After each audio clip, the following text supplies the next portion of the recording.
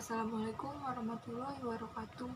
Baik lagi sama saya Dewi Astuti. Nah, di video kali ini saya akan membahas tentang kondisi negara Indonesia yang harusnya menikmati bonus demografi tetapi terbentur karena kendala dari COVID-19 dan bagaimana solusinya untuk membuat lapangan pekerjaan bagi para pekerja produktif.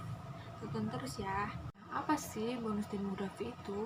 Bonus demografi adalah kondisi di mana suatu negara itu memiliki komposisi jumlah penduduk yang produktif, yang berusia produktif lebih banyak daripada jumlah penduduk yang tidak produktif usianya.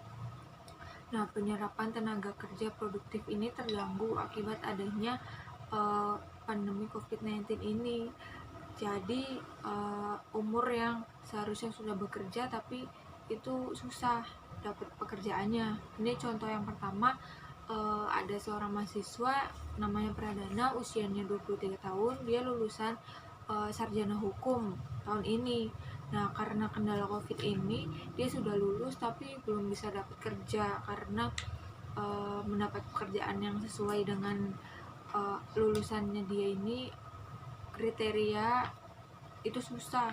Dari hasil sensus penduduk 2020 tercatat 70,72% dari 270,2 juta penduduk Indonesia berada dalam usia produktif. Presentasi itu jauh meningkat dibandingkan tahun 1971 yang hanya 53,39%. Bonus demografi tersebut menambah jumlah angkatan kerja di Indonesia.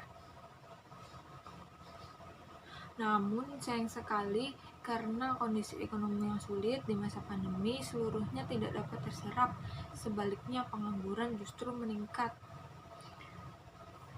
Nah, peningkatan pengangguran ini lantaran perusahaan di dalam negeri Indonesia mengurangi pegawai saat selama pandemi. Contohnya ini ada Farah yang usianya 26 tahun. Dia salah satu pegawai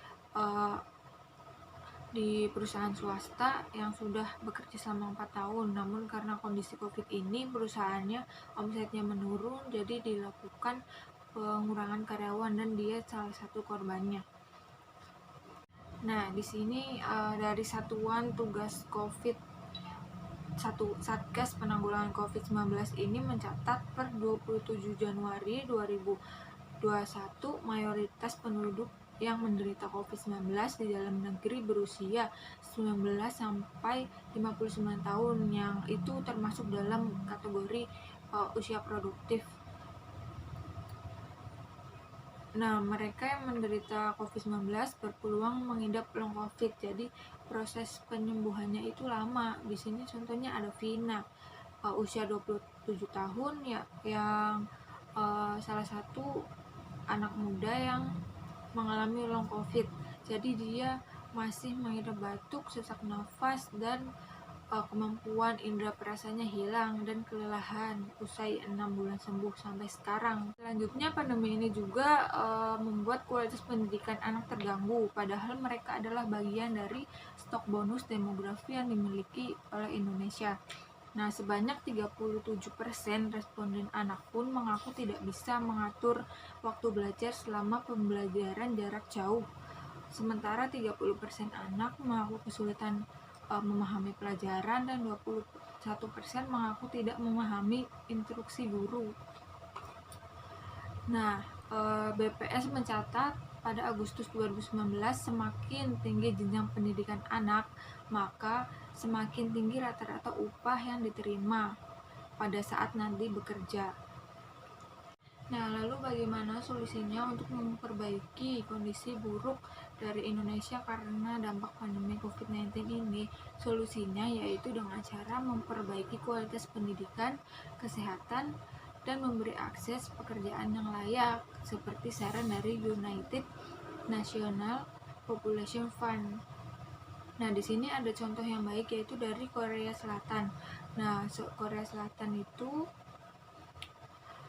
mampu bangkit dengan investasi besar di pendidikan, pembangunan sumber daya manusia, dan penelitian dan pengembangan juga, karena Korea Selatan juga sempat terpuruk dalam kemiskinan akibat Perang Korea pada tahun 1950 sampai 1953.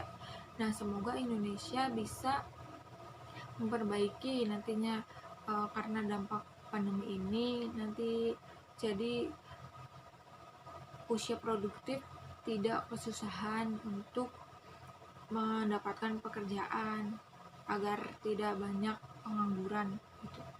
Nah, segitu aja pembahasan video kali ini mengenai kondisi Indonesia yang seharusnya menikmati bonus demografi tetapi terkendala karena kondisi COVID-19.